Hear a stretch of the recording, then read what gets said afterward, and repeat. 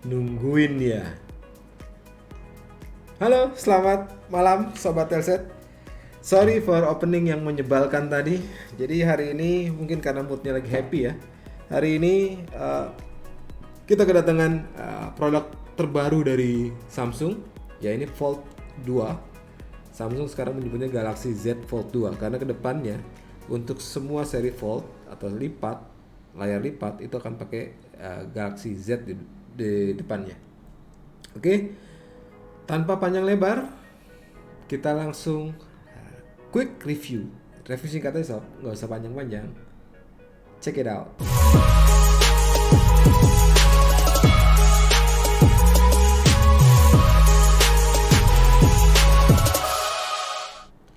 Ya, jadi hari ini konsep baru di Telset. Jadi kita coba mengulas produk atau produk teknologi gitu ya, tapi tidak tapping atau tanpa proses editing. Jadi kita coba ya untuk sebenarnya untuk ngurang-ngurangin kerjaan editor sebenarnya. Jadi kita tanpa edit dan kedepannya rencananya akan live. Jadi teman-teman bisa langsung tanya, kita ngoprek bareng dan seterusnya. Kembali lagi ke Z Fold 2 ini. Ini handphone datang ke kantor itu hari Rabu ya, Rabu sore. Tapi baru sempat dioprek hari ini. Jadi sekalian aja kita ngoprek bareng. Dan kebetulan tadi pagi kita juga ngobrol-ngobrol sama orang Samsung terkait dengan Galaxy Z Fold 2. Pertanyaan pertama sebenarnya, ini handphone harganya 33 juta. Well, buat siapa gitu. Jadi siapa target market mereka dengan harga cukup mahal, terutama di masa Covid sekarang gitu. Kalau menurut Samsung, jadi base obrolan tadi pagi, ini diperuntukkan untuk komunitas luxury tech ya. Jadi orang-orang yang mencari inovasi ya, terus orang-orang yang pengen stand out di komunitasnya dia. Jadi orang yang kalau ke cafe dengan PD, dengan ini bisa meningkatkan percaya diri sih gitu, karena memang nggak banyak yang punya gitu. Tapi yang pasti terlepas dari definisi yang diberikan Samsung, ini handphone memang untuk orang berduit. 33 juta sob, ibaratnya beli NMAX ada kembaliannya lagi gitu. Oke, supaya ini karena kita nge-reviewnya bareng, gue coba quality atau coba ngoprek based on USP yang dikasih Samsung ya. Artinya USP yang dikomunikasikan oleh Samsung. Pertama pasti bodinya dulu lah. Bodinya lebih tipis dibanding seri sebelumnya. Dan kalau digenggam sih menurut gue ini nggak seperti ponsel lipat ya. Bayangan gue ponsel lipat karena ibaratnya 2 HP yang dijadiin satu dikasih engsel gitu ya, akan bikin nggak nyaman. Tapi ini cukup nyaman sob. Jadi cukup nyaman digenggam gitu. Jadi either lo nggak buka nih layarnya dan lo fungsikan kayak ponsel biasa, ya ini terlihat seperti ponsel biasa dan bisa difungsikan atau dioperasikan seperti lazimnya ponsel pada umumnya. Bisa nonton YouTube, main game dengan layar depannya ini. Oke, terus apa lagi inovasi yang ada di Z Fold 2 ini? Salah satunya engsel gitu. Engselnya nih pakai konsep baru. Engselnya pakai ball sekarang. Artinya dengan konsep engsel baru ini, lipetannya itu bisa banyak sudutnya gitu ya. Nggak bisa dibilang tidak terbatas, tapi paling nggak ini banyak. Mulai dari anggaplah ini berapa, 15 derajat, 30 derajat, 45 derajat, 90 derajat, 75, 65 dan seterusnya. Ya, fungsinya apa? Gitu. Fungsinya apa yang selalu bisa ditutup banyak gini? Ada sob. Nanti gue tunjukin kenapa Engsel bisa Engsel ini cukup bermanfaat bagi user atau bagi penggunanya. Tapi sebelum itu kita coba bahas satu persatu inovasi yang ada di sini. Jika di-compare dengan versi sebelumnya. Jadi salah satu tambahan adalah ini sekarang nih Samsung bilangnya sweeper, sapu lah fungsinya. Jadi sapu ini ada di dalam ya, ada di dalam, kita nggak ngelihat, tapi secara konsep fungsinya itu adalah untuk mengurangi dampak kalau misalnya ada debu masuk ke panel. Jadi ibaratnya ini fungsi sama kayak sapu biasa, sapu konvensional. Jadi fungsinya untuk menyapu debu supaya tidak merusak atau meminimalisir kerusakan panel gitu ya. Dan yang kedua juga ada ada lapisan anti korosi. Kok ada lapisan anti korosi? Ya karena memang nih HP nggak ada IP rating sob. Jadi bukan HP yang bisa diajak berenang. Nih HP ya jika jadi ibaratnya Samsung mengantisipasi. Jadi jika ada let's say percikan air masuk ke dalam panel, lapisan ini akan menghindarkan volt 2 seharga 33 juta ini dari karatan. Kurang lebih seperti itu. Kalau kita nggak bisa ngujinya sih, nggak kelihatan soalnya. Oke. Ini salah satu yang cukup banyak improvementnya, dan menurut gua ya memang sudah seharusnya adalah layar. Oke, layar sekarang lebih lebar. Bedanya sekitar 0,3 inci bentang layarnya, tapi ya 0,3 inci itu bentang layar, artinya secara luas itu terasa signifikan bedanya. Yang kedua, kalau teman-teman perhatiin sekarang nggak ada coakan lagi nih sob, gitu ya, nggak ada coakan lagi. Sekarang bentuknya punch hole dari sisi kamera selfie yang kita nyebutnya bagian dalam gitu. Jadi dia punya dua kamera selfie bagian luar dan selfie bagian dalam. Ini bagian dalamnya. Ada juga peningkatan layar dari sisi brightness dan seterusnya. Terus apalagi coba. Oh iya, refresh rate. Nah, refresh rate sekarang nih untuk gamer, demen pasti gamer nih. Support sampai 120 Hz. Dan yang menariknya lagi, ini bisa dibilang karena dia pakai adaptif ya, sama kayak Note 20 Ultra nih.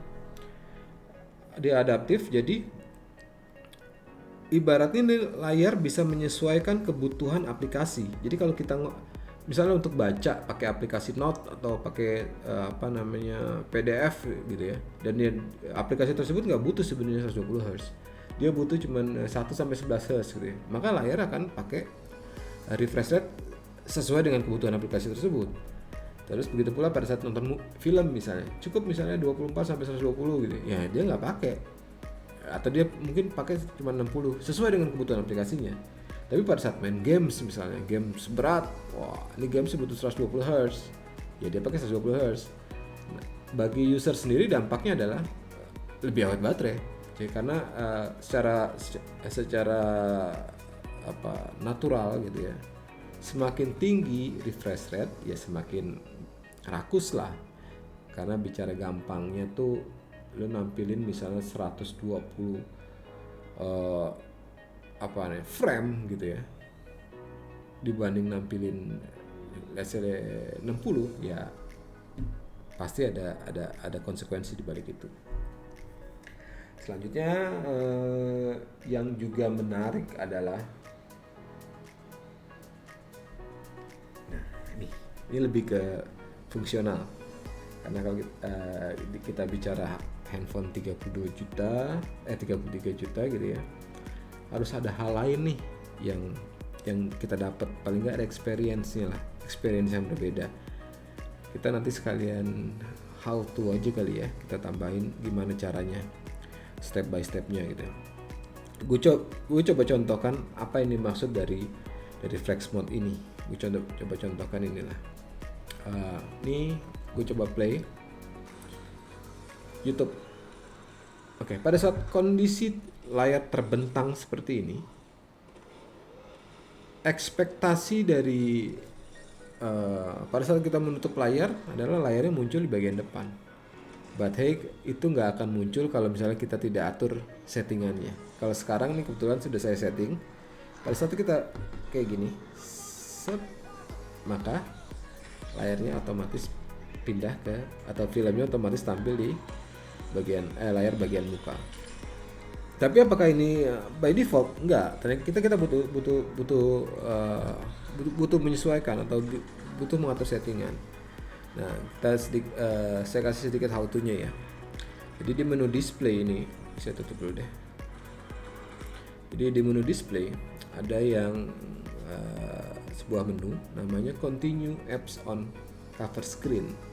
Nah, ini secara fungsi ya kayak tadi saya contohkan sebelumnya, bahwa ini dengan mengaktifkan fungsi ini maka si smartphone otomatis akan memindah layar dari bagian dalam ke luar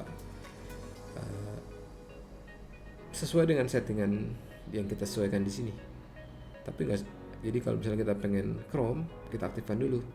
Jadi browsernya kita aktifkan dulu. Pengen Netflix kita aktifkan, dan YouTube kita aktifkan. Jadi dengan begitu maka layar secara otomatis akan seperti tadi. Nah, selanjutnya adalah kita pakai kamera besar aja. Jadi selanjutnya adalah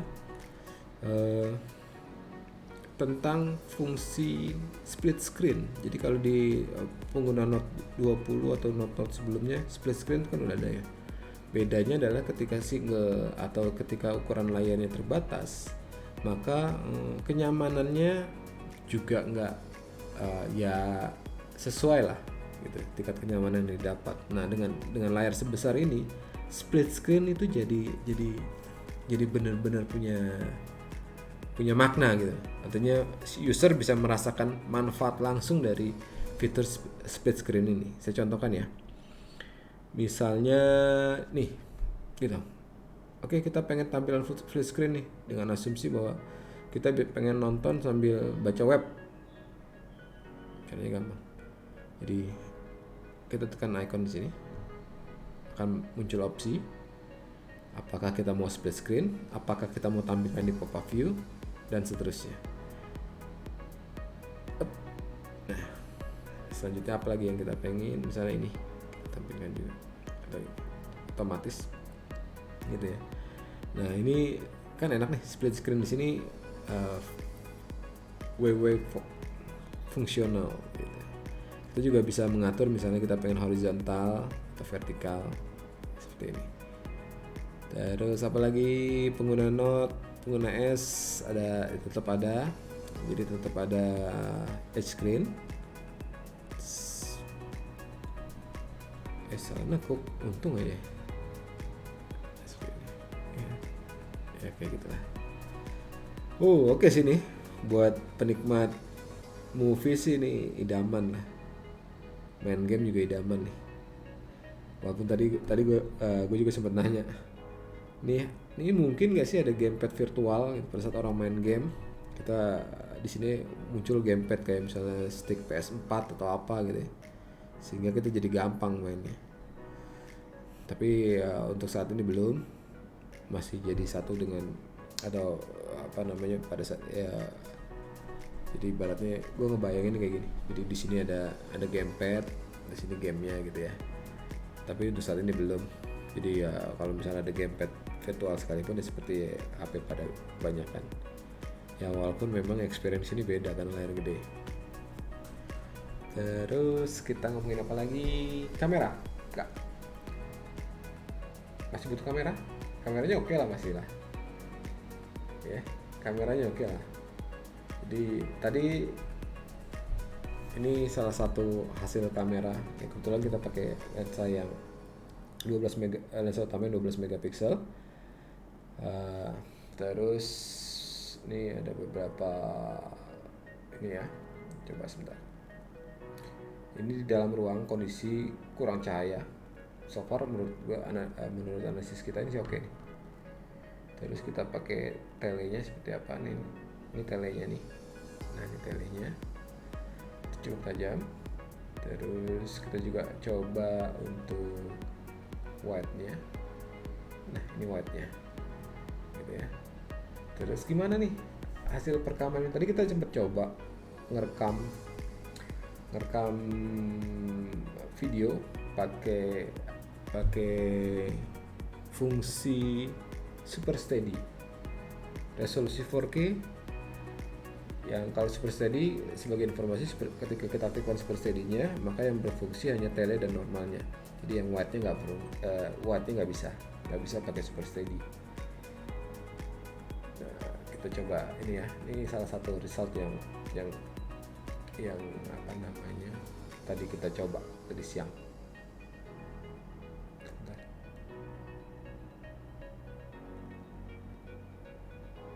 Mana ya?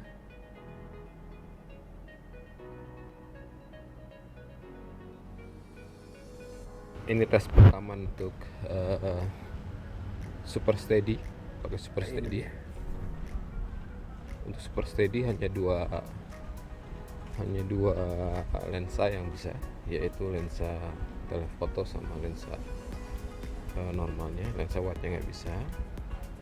Jadi di sini di awal pakai lensa normalnya, terus kemudian pakai telefoto. Kita coba lari ya. Nah, pada poin ini gue lari. Ya, gue lari. Cukup kenceng larinya nih. Capek juga bro, lari. Lensa normalnya lagi.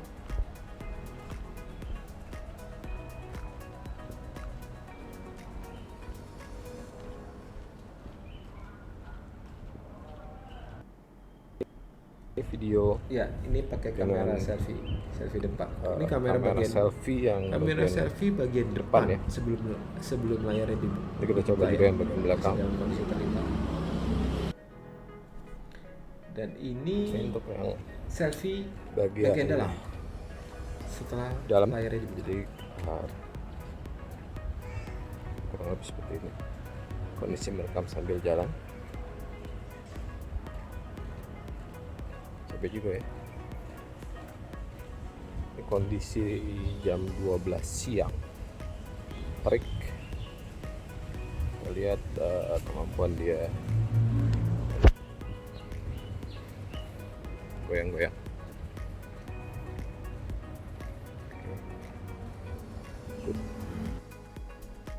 Well, udah lama nih ya, lumayan, 20 menit lebih ya. Oke. Sekian review bareng gue hari ini. So far overall ya, nggak ada isu sih dari sisi. Oh, satu lagi yang belum, benchmark ya. Tadi gue sempat nge-benchmark ini HP pakai Antutu 845 versi 845, hasilnya sekitar 560 ribuan. Jadi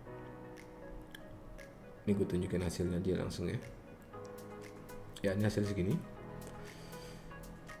Masih kalah dari ponsel tercepat saat ini, Asus ROG 3 gitu ya, yang 600 ribu lebih.